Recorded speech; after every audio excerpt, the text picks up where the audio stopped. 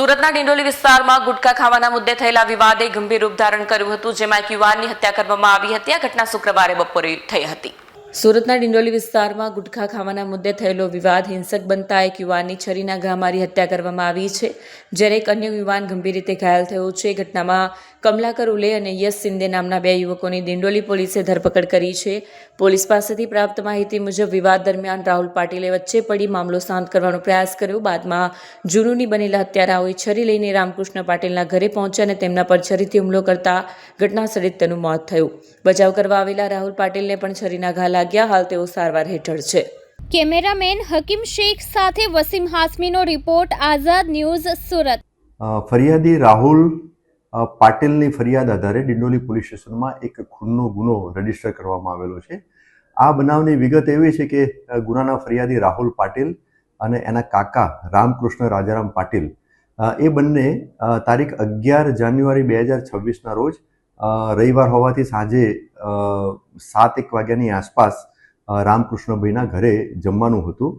તે અનુસંધાને આ ગુનાની જે ફરિયાદી જે છે એ એમના કાકા કે જે નરોત્તમનગર નવાગામ ડિંડોલીમાં રહે છે, એના કાકાના ઘરની આગળ પાનના ગલ્લે તે ઊભો હતો.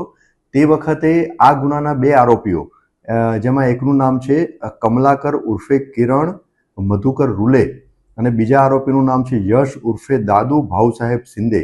આ બંને આરોપીઓ કોઈક છોકરાઓ સાથે ઝઘડો કરતા હતા, એટલે એમને છોડાવવા માટે રાહુલ પાટીલ જે ફરિયાદી છે ગુનાનો, એ વચ્ચે પડ્યો અને એના પછી ફરિયાદી સાથે પણ આ આરોપીઓ બંને ઝઘડો કરવા માંડ્યા. એટલે ફરિયાદીએ એના કાકાને બૂમ પાડી અને બોલાવી લાવ્યો. એના પછી એના કાકા આવ્યા તો આ બંને આરોપીઓ ત્યાંથી ભાગી ગયા. આ બનાવ છે લગભગ સાંજે 7 વાગ્યાની આસપાસનો. ત્યારબાદ ફરિયાદી અને એના કાકાના ઘરે, જે નરોત્તમનગર નવાગામ ડિંડોલીમાં એના કાકા રહે છે રામકૃષ્ણ પાટીલ, એમના ઘરે ગયા અને ત્યાં આશરે 7:30 વાગ્યાની આસપાસ આ બંને આરોપીઓ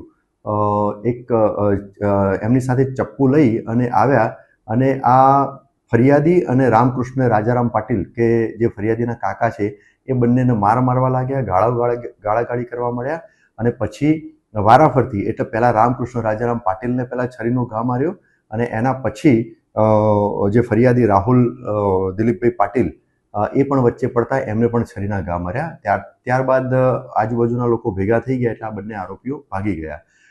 આ બંનેને સારવાર અર્થે નવી સિવિલ હોસ્પિટલમાં એમને ટ્રાન્સફર કરવામાં આવ્યા. સારવાર દરમિયાન આમાં જે રામકૃષ્ણ રાજારામ પાટીલ એમનું અવસાન થયેલું છે. રામકૃષ્ણ રાજારામ પાટીલની ઉંમર 40 વર્ષ છે અને એ એમનો પોતાનો ટેમ્પો હતો, એ ટેમ્પો ચલાવતા હતા અને આ ગુનાના જે ફરિયાદી જે છે રાહુલ પાટીલ, એ ટેમ્પામાં મજૂરી કામ તરીકે જતા હતા. ડિંડોલી પોલીસે આ ગુનાના બંને આરોપીઓ કમલાકર કિરણ મધુકર રૂલે અને યશ ઉર્ફે દાદુ ભાઉસાહેબ શિંદે એ બંનેને ડિટેન કરી દીધેલા છે અને એમની પ્રાથમિક પૂછપરછ અત્યારે હાલ ચાલુ છે. એમની પૂછપરછ કરી નિવેદન નોંધી અને ધરપકડ કરવા અને અન્ય આગળની કાયદેસર કાર્યવાહી હાથ ધરવામાં આવનાર છે. આ બંને આરોપીઓની ગુનાહિત ઇતિહાસ પણ તપાસ દરમિયાન જણાઈ આવેલ છે, જેમાં કમલાકર ઉર્ફે કિરણ રૂલેના વિરુદ્ધમાં અગાઉ 2 ચોરીના ગુના અને 1 શરીર સંબંધી ગુનો દાખલ થયેલો છે અને બીજા આરોપી યશ ઉર્ફે દાદુ ભાઉસાહેબ શિંદે, એમના વિરુદ્ધમાં 2 જીપી એક્ટ 135 એટલે હથિયારબંધીના 2 અલગ અલગ ગુનાઓ દાખલ કરવામાં આવેલા છે.